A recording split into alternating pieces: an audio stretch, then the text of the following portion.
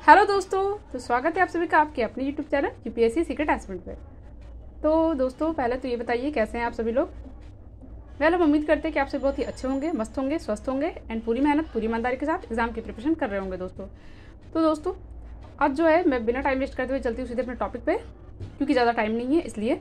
तो दोस्तों, आज मैं ये जो वीडियो है ये एक रिव्यू वीडियो है जो कि हिस्ट्री सब्जेक्ट के लिए है। दोस्तों, हम सभी जानते हैं कि हिस्ट्री सब्जेक्ट का जो सिलेबस होता है उसको पूरा करना अपने आप में कितना बड़ा चैलेंज है। मतलब ऐसा है कि वो पूरा ही नहीं होता, और अगर आपने कुछ गलत किताबों की सीक्वेंस पढ़ लिए फिर तो आप और ज़्यादा कन्फ्यूज हो जाएंगे। आपका जो डायमेंशन है वो कवर होने की बजाय और ज़्यादा कन्फ्यूज़न में हो जाता है कि मतलब कौन क्या था। अगर आपने सीधे से सीक्वेंसेस से नहीं पढ़ा है तो बहुत ज़्यादा प्रॉब्लम हो जाती है। और मैंने पढ़ी भी है। ये जो सारी किताबें आप देख रहे हैं ये एंसाइंट हिस्ट्री की है। देखिए दोस्तों, ये एंसाइंट हिस्ट्री की है, ये मेडावल हिस्ट्री की है, ये मॉडर्न हिस्ट्री की है, और ये सबसे ज़्यादा जो फेमस मॉडर्न हिस्ट्री की है वो स्पेक्ट्रम है। और ये मतलब ओल्ड है थोड़ा सा, जो न्यू सीरीज निकला है ना ये वो नहीं है, उससे एक पीछे वाला है। तो दोस्तों, हम क्या बता रहे थे। हाँ, तो ये एक स्पेक्ट्रम किताब है जो कि मैंने पढ़ी है।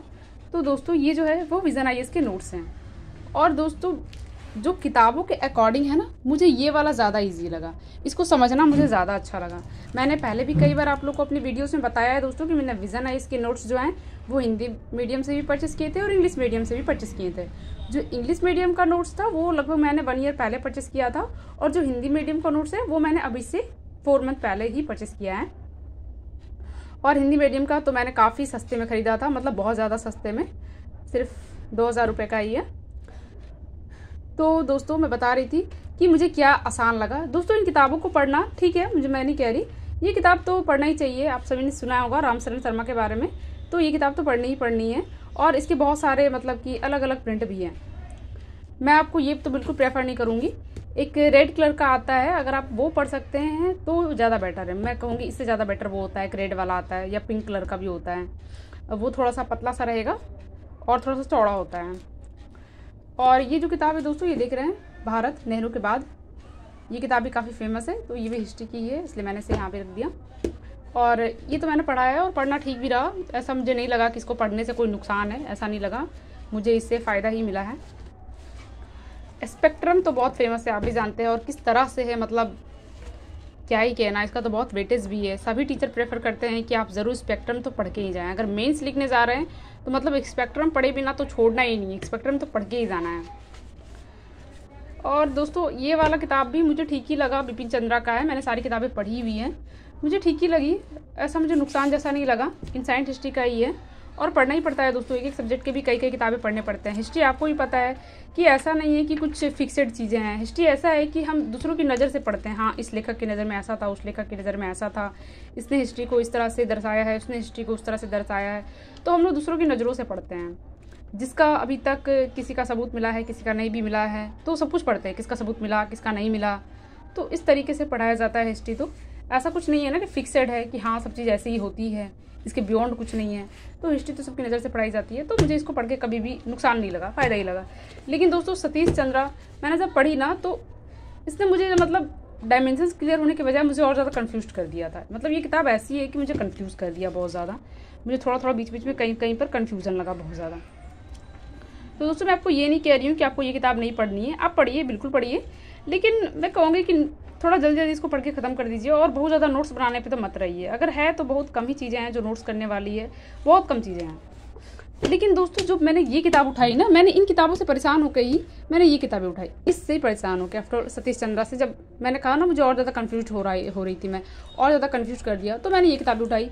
दोस्तों, मुझे कंपैटिबिलिटी मुझे ज़्यादा अच्छी किताब ये लगी। अब मैं आपको बताती हूँ कि किताब में अच्छी बात मुझे क्या लगी। दोस्तों, जैसा कि आप देख सकते हैं, ये यहाँ से स्टार्ट होता है, मुग़ल साम्राज्य का पतन। देखिए दोस्तों, आप भी एकदम अच्छे से देखिए, क्योंकि प्रूफ के साथ देखना ज़्यादा बेटर होता है, बजाय इसकी कि आप किसी की बात पे आंखें बंद करके विश्वास करें। और मैं नहीं कहती आप आंखें बंद करके विश्वास करिए, बिल्कुल आप खुद से देख के ही विश्वास करिए। तो दोस्तों, ये इतनी अच्छे से दिया हुआ था, हर चीज़ के बारे में अलग से दिया है। यूरोप वासियों का आगमन, और जब मैंने इसका सारा इंडेक्स पढ़ा तो मुझे और भी ज़्यादा अच्छा लगा। सामाजिक कारण, धार्मिक कारण, मतलब हर चीज़ का कारण उसमें बताया गया था कि मुगल साम्राज्य का पतन है तो क्या चीज़ कारण रहे, राजनीतिक कारण क्या रहे, सैन्य कारण क्या रहे, जागीरदारी संकट क्या रहा, सामाजिक कारण क्या रहे, धार्मिक कारण क्या रहे, आर्थिक कारण क्या रहे, औरंगजेब की दक्षिण नीति क्या रही, मतलब टोटल चीज़ें दूसरों की नज़रों से भी, और मतलब जैसे होता है ना, दूसरों की नज़र का मतलब है, मेरा कहने का मतलब है हर वर्ग की नज़र के बारे में। तो उस तरह से दिया था मुझे, जो बहुत ही अच्छी लगी, बहुत ठीक लगा मुझे। हर चीज़ एकदम धीरे से, एकदम आराम से और बहुत ही सिंपल भाषा में समझाया गया है। दोस्तों हमारा ऐसा मानना होता है कि विज़न आईएएस कोचिंग नोट्स काफ़ी हाई लेवल वर्ड्स में होते हैं। अगर किसी को बहुत ही सिंपल भाषा में पढ़ना हो तो वो दृष्टि आईएएस की नोट्स को प्रेफर करता है। मैं नहीं कहती ख़राब है, अच्छी है, पढ़ना चाहिए। वो थोड़ा सा ज़्यादा हो जाता है लेकिन फिर भी ठीक है। और विज़न आईएएस का नोट्स का क्या है कि भाई इसका थोड़ा सा एक लेवल है, तो अगर आप एनसीईआरटी पढ़ने के बाद पढ़े तो ज़्यादा बेटर रहता है। लेकिन दोस्तों ऐसा नहीं है, मैंने तो एनसीईआरटी पढ़ी है लेकिन फिर भी ऐसा नहीं होता है दोस्तों कि कभी कोई चीज़ कंप्लीट हो जाए। ऐसा कभी नहीं होता कि कभी कोई चीज़ पूरी तरह से कंप्लीट हो जाए। ऐसा हो भी नहीं सकता कि आपको पूरी तरह कोई चीज़ याद हो जाए। तो दोस्तों देखिए कितनी अच्छे से सजा के लिखा हुआ है। 1773 से 1853 के बीच अंग्रेजों द्वारा किए गए प्रशासनिक सुधार। तो देखिए 1773 का रेगुलेटिंग एक्ट, और कितना छोटा सा दिया हुआ है। ये नहीं कि पूरा भरे जा रहे हैं, बढ़ाए जा रहे हैं पूरा, और कुछ समझ में ही नहीं आ रहा। मैं तो राम कथा लिखे जा रहे हैं, कुछ पता ही नहीं है। मतलब इतनी आसानी से समझाया गया और इतने आसान शब्दों से समझाया गया है, और सारे डायमेंशंस भी क्लियर हो जाते हैं कि हाँ किसके क्या कारण थे, कौन सा वर्ग किस कारणों की वजह से मतलब इस युद्ध में आया, किस वर्ग की पर क्या इफेक्ट पड़ा। मतलब बहुत ही अच्छे से ये सारे डायमेंशंस क्लियर हो गए और बहुत ही सिंपल भाषा में थे। ऐसा नहीं कि बहुत ज़्यादा, एकदम बिल्कुल कहानी की तरह लिखा हुआ है, और आप पढ़ते जाएंगे और आपको दिमाग में ऐसा छपता जाएगा कि हाँ इसके बाद ये हुआ था, उसके बाद वो हुआ था। आप भी जानते हैं क्वेश्चन किस तरह से आता है, मतलब दे दिया 4-5 चीज़ें और बता दिया कि बताओ इसके अकॉर्डिंग क्या था, मतलब शुरू से क्या हुआ या फिर लास्ट से इसको स्टार्ट तक अरेंज करिए या स्टार्ट से लास्ट तक अरेंज करिए। मतलब दे दिया इस तरह से, मुगल काल दे दिया, मौर्य काल दे दिया, और बहुत सारी चीज़ें दे दी। और मतलब आपको बोल दिया गया कि कब किसका राज आया, उसको अरेंज करिए ईस्ट टू वेस्ट। तो इस तरह की क्वेश्चन आती है। तो दोस्तों जब तक ये सारी चीज़ें आपके दिमाग में कहानी की मतलब थ्रू थोड़ा सा नहीं सेटल रहेगा तो क्वेश्चन को सॉल्व करना थोड़ा सा मुश्किल हो जाता है। और प्रैक्टिस तो बहुत ज़रूरी है दोस्तों। अगर इतना पढ़ने के बाद भी आप अगर पीवाईक्यू की प्रैक्टिस नहीं कर रहे हैं, एमसीक्यूज़ की प्रैक्टिस नहीं कर रहे हैं, तो बहुत ज़्यादा दिक्कत हो जाती है। और आपको पता है यूपीएससी में एक गलती का मतलब एक अटैम्प्ट हो जाता है। तो दोस्तों कोई गलती ना करें। अगर इस फील्ड में आए हैं तो पूरी मेहनत के साथ या तो तैयारी करिए, या तो जान लगा दीजिए या तो जाने दीजिए। इसके 2 ही ऑप्शन है। तो दोस्तों हम बात कर रहे थे हिस्ट्री के बारे में। तो दोस्तों आप देख सकते हैं कितना मतलब अच्छा से दिया हुआ है सारा चीज़ अरेंज। एकदम ये नहीं कि भाई सब कुछ अलग अलग है कि हाँ प्रथम विश्व युद्ध, फिर दूसरा विश्व युद्ध, फिर तीसरा चौथा। पहले सबको साथ में अरेंज कर दिया गया है कि आपको एक बार में समझ में आ जाए कि 3 है। अब दोस्तों अगर इस तरह से 3 पढ़े हैं, अगर आपको क्वेश्चन में आ जाता है एंग्लो मराठा युद्ध, तो क्या आपको एक बार याद नहीं आ जाएगा कि 3 ठो हुए थे? और अगर आपको एक ईयर भी याद आ गया तो अगला ईयर भी याद आ जाएगा। तो कहीं ना कहीं किताबों से मुझे ज़्यादा बेटर लगा, एकदम कहानी के फॉर्म में लगा। और ये तो सिर्फ एक है, ये सिर्फ ओनली 1 ही है। देख सकते हैं यहाँ पे मतलब अति के बारे में भी कहानियाँ हैं। देखिए स्वामी विवेकानंद जी के बारे में है। मतलब जो भी हमारे होते हैं ना, देखिए कितने अच्छे से सजा के दिया हुआ है। मुझे ये ज़्यादा इजी लगा बजाय बहुत सारे किताबों के। और मुझे लगा कि मैं उन सब किताबों को पढ़ के जो गेन कर रही हूँ, मुझे लगा कि वो इस एक नोट्स में ज़्यादा अच्छे से कवर हो रहा है। और ये सिर्फ 1 है, ये फर्स्ट ही है। आधुनिक भारत का इतिहास ये 1 ही है, और बहुत ज़्यादा पेजेस भी नहीं है, बहुत कम है। आफ्टर मुझे लगता है कि इतना आप 3 दिन से ज़्यादा लगेगा नहीं, 3 दिन में ख़त्म हो जाएगा। और ये दूसरा है उसका, आधुनिक भारत का भाग 2 है। ये देख सकते हैं, ये उसका जो है इसमें सिलेबस है इसका। ये 1 से 40 पेज तक गांधी युग की शुरुआत भाग 1 है। फिर गांधी युग की शुरुआत भाग 2 भी है, जो 41 पेज नंबर से 88 पेज नंबर तक है। और काफ़ी अच्छे से है दोस्तों, एक कहानी की तरह है, दिमाग में बिल्कुल छप जाता है। दोस्तों ये ज़रूरी नहीं है कि आप कौन सी किताब पढ़ो, उसका लैंग्वेज कैसा था, कितनी हाई लेवल का था या कितने सिंपल लेवल का था। बात बस इतनी कि आपके दिमाग में कितना रह रहा है, कितना अट रहा है, कितना आप उसको रख पा रहे हैं, कितना एग्ज़ाम हॉल में लेके जा पा रहे हैं। वो ज़्यादा इंपॉर्टेंट होता है कि आपको क्या समझ में आया, कितना समझ में आया। तो देखिए दोस्तों, मैं यही कहना चाह रही थी।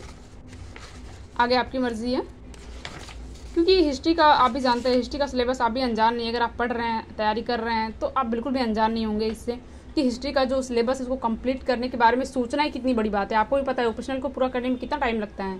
सभी बोलते हैं 6 मंथ लगता है, और सच में लगता ही होगा दोस्तों। क्योंकि हिस्ट्री का जो ऐसा है ना कि कुछ किताबों का मतलब एक होता है ना कि एक हर चीज़ को मान्यता नहीं प्राप्त है, तो आपको हर चीज़ पढ़ना पड़ेगा, किसको मान्यता प्राप्त है, किसको नहीं प्राप्त है, किसकी किताब में क्या लिखा है। मतलब हिस्ट्री को दूसरों की नज़र से पढ़ाया जाता है, लेखकों की नज़र से पढ़ाया जाता है, इतिहासकारों की नज़रों से पढ़ाया जाता है। किसके साक्ष्य मिले, किसके साक्ष्य नहीं मिले, साक्ष्य मिले तो फिर भी लोगों ने नहीं मान्यता दी, तो इस तरीके से होता है। पुरातत्वविदों ने क्यों नहीं मान्यता दी, तो इस तरह से पढ़ाया जाता है। तो हिस्ट्री का सिलेबस कंप्लीट करना अपने आप में एक बहुत बड़ी बात होती है, और उसमें अगर आप थोड़ा सा भी टेढ़े तरीके से पढ़ लेते हैं तो और ज़्यादा कन्फ्यूज हो जाते हैं।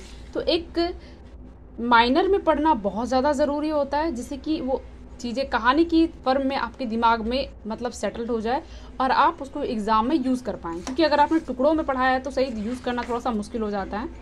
यूज़ कर सकते हैं पर बहुत मुश्किल हो जाता है। और आप सोच के देखिए ना, अगर आप टुकड़ों में पढ़ रहे हैं तो फिर आपको याद रखने में ही कितना दिन लग जाएगा, और फिर उसको कहानी की तरह फॉर्म में जोड़ने में ही आपको कितना टाइम लग जाएगा।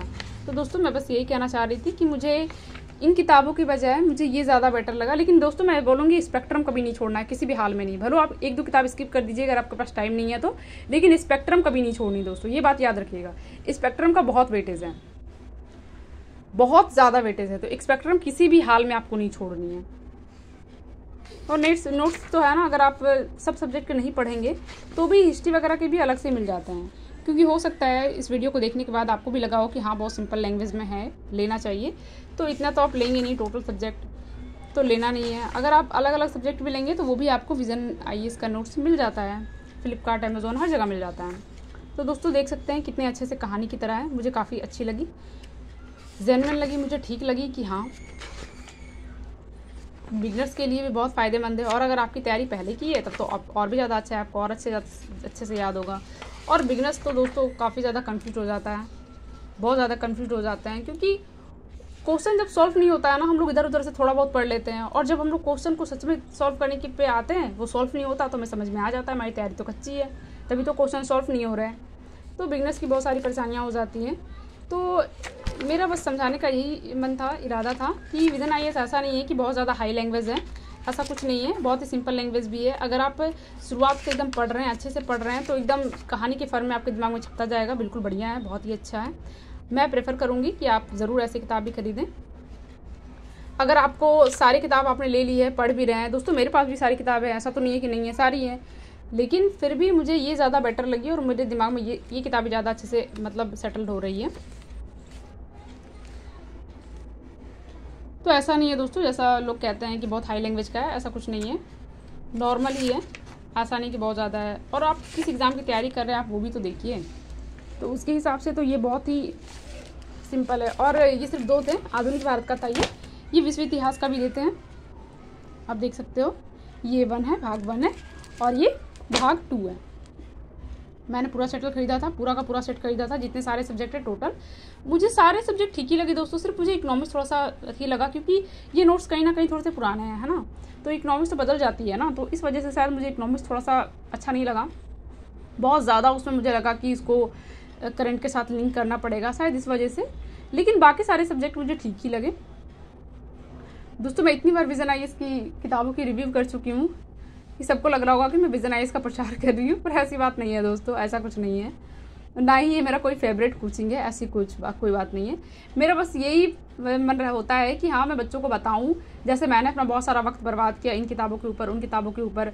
मैंने अपनी स्ट्रेटेजी बनाने और मतलब सारी जो होती है स्टडी मटेरियल जुटाने में इतना टाइम ले लिया कि मैं क्या ही बताऊँ, बहुत ज़्यादा टाइम लग गया मुझे सब चीज़ करने में, सब चीज़ों को समझने में, स्टडी मटेरियल समझने में ही टाइम लग गया मुझे बहुत ज़्यादा, कि UPSC की डिमांड क्या है, ये चीज़ें समझने में टाइम लग गया। तो दोस्तों जब मैंने इतना टाइम वेस्ट किया है तो क्या कभी कोई स्टूडेंट नहीं चाहेगा कि जितना टाइम हम बर्बाद करें उतना दूसरों का लगे। तो बस मेरा यही पर्पस होता है कि आपके सामने थोड़ी सी सच्चाई को बाहर लाना कि हाँ किसके बारे में क्या मिथ्या है, क्या सच है। तो दोस्तों ऐसा नहीं है कि इस किताब को पढ़ा नहीं जा सकता, बिल्कुल पढ़ा जा सकता है, बहुत ही सिंपल लैंग्वेज में है, बहुत ही अच्छे लैंग्वेज में है। अगर आपने NCERT पढ़ ली उसके बाद इसको पढ़ रहे हैं तब तो फिर क्या कहना, फिर तो बहुत अच्छा है, बहुत ज़्यादा बेटर है फिर तो। और नहीं तो ये किताबें भी ठीक ही है दोस्तों, वैसे ये सारी किताबों से तो ज़्यादा सस्ती ये आ जाएगी। मैं आपको ये नहीं कह रही कि आप ये किताबें खरीदें, बस मैं आपको बता रही हूँ कि ये सिंपल है। और मैं इससे कंफ्यूज नहीं हुई, बिल्कुल एकदम माइनर में था, बिल्कुल एक अच्छे से अरेंज किया हुआ था, जैसे एक होता है ना सिटिंग, तो एकदम सिटिंग अरेंजमेंट था, बहुत अच्छे से था सारा चीज़ें, तो मुझे कोई दिक्कत नहीं हुई, सारी चीज़ें मुझे बहुत ही अच्छे से आराम से मैनुअली समझ में आ गई। आप जानते हैं अकेले स्पेक्ट्रम का ही रेट 700 से, और ये मध्यकालीन भारत, आधुनिक भारत, इन लोगों का रेट ज़्यादा नहीं है, 150 के पास पड़ेगा। तो आप तीनों को मिला के ऐसे ही 320 के आसपास रख लीजिए, और भी कुछ कम कर देते हैं, ऑनलाइन लोगे तो और भी कम हो जाएगा। कॉम्बो लोगे तो और भी कम ही हो जाता है। मतलब आप तीनों किताब को 300 में रख लो, स्पेक्ट्रम आ जाती है 6 से 700 में। और भी 1-2 हिस्ट्री की और किताबें हैं, फिर आर्ट एंड कल्चर की भी है। तो सब मिला जुला के मुझे लगता है कि हिस्ट्री का भी टोटल किताब खरीदने में मुझे लगता है कि 1200-1300 तो लग ही जाते होंगे, और ये आपको 700-800 में ही पड़ जाएगा। और मुझे ठीक भी लगा। अगर ऐसा है कि आपने ये किताबें पढ़ ली हैं और फिर भी आपके दिमाग में नहीं घुस रहा है, तो मैं आपको ज़रूर प्रेफर करूँगी कि आप ये किताबें बिल्कुल पढ़ें। बहुत अच्छा है, मुझे ठीक भी लगी। अब जो ठीक है दोस्तों, तो फिर तो बोलना ही पड़ेगा कि ठीक लगी, क्योंकि यूपीएससी एस्पिरेंट के लिए ना टाइम ज़्यादा होता है, टाइम ज़्यादा इंपॉर्टेंट होता है। सब खेला ही इसमें टाइम का है, मैनेजमेंट का है, मेहनत का है और दिमाग का है। तो जो चीज़ें दिमाग में बैठ रही है, घुस रही है, तो जाहिर सी बात है बच्चा उसका नाम तो लेगा ही। चलिए दोस्तों, तो आज के लिए बस इतना ही। मिलता है फिर से किसी ऐसे वीडियो पे। तब तक के लिए आपसे विदा चाहते हैं। Thank you. एंड मेरे चैनल को लाइक एंड सब्सक्राइब जरूर कर दें दोस्तों। मैं जल्दी बोलती नहीं हूँ सबके लिए, लेकिन प्लीज़ लाइक सब्सक्राइब जरूर कर दें। इससे मुझे बहुत ज़्यादा मोटिवेशन मिलता है दोस्तों। अगर मैं इतना एफर्ट करती हूँ, इतना टाइम देती हूँ, तो आपको भी चाहिए कि ये आपकी नैतिक जिम्मेदारी बन जाती है कि आप भी मेरे चैनल को लाइक एंड सब्सक्राइब करें। और जो भी आपके ऐसे दोस्त हैं जो इसकी प्रिपरेशन कर रहे हैं, उनको वीडियो का लिंक ज़रूर शेयर करें।